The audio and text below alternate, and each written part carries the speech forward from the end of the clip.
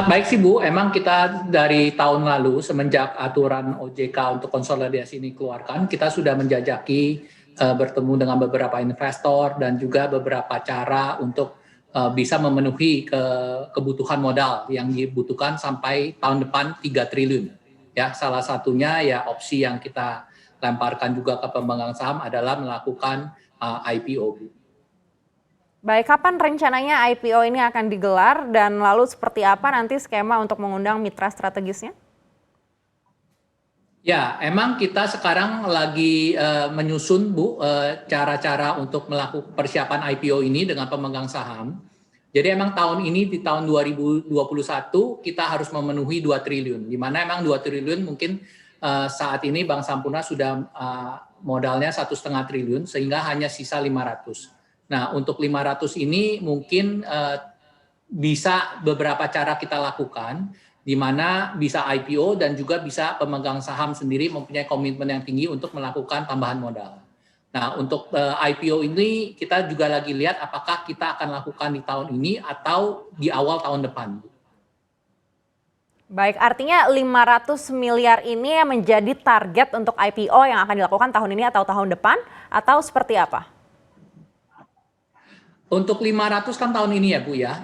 Jadi kalau 500 tahun ini kemungkinan kalau emang IPO itu tidak bisa dilakukan di tahun ini ya udah pasti kita sudah mempunyai backup di mana beberapa investor akan masuk dan juga pemegang saham pengendali yang juga akan injek untuk di 500-nya ini Bu.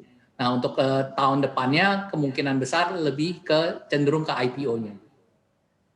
Baik, artinya apabila IPO ini dilakukan di tahun depan, lalu berapa target dari pengumpulan dana dari IPO?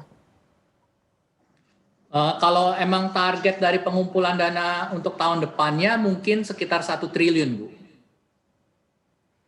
1 triliun rupiah, lalu akan diperuntukkan untuk apa 1 triliun tersebut? Ya, emang sekarang ini salah satunya untuk pemenuhan aturan OJK untuk 3 triliun ya Bu ya. Sehingga emang itu salah satu yang paling utama kita untuk lakukan itu, untuk pemenuhan itu. Kedua untuk pengembangan bisnis ya. Nah emang tidak mudah kita injek 1 triliun langsung kita akan kembangkan bisnisnya untuk memutarkan uang itu untuk bisnis. Sehingga emang kita sudah mempersiapkannya jauh-jauh hari sebelum ini kita lakukan Bu. Baik. Untuk mencapai 1 triliun rupiah pada IPO ini kan artinya kan nilainya cukup jumbo begitu Pak. Lalu seperti apa optimisme untuk bisa mendapatkan dana tersebut apalagi saat ini begitu di tengah sedang pandemi ataupun mungkin di tahun depan masih ada efek juga perekonomian dari pandemi? Ya, emang kita kalau saya lihat di Indonesia punya market itu emang opportunity-nya masih sangat besar ya Bu ya.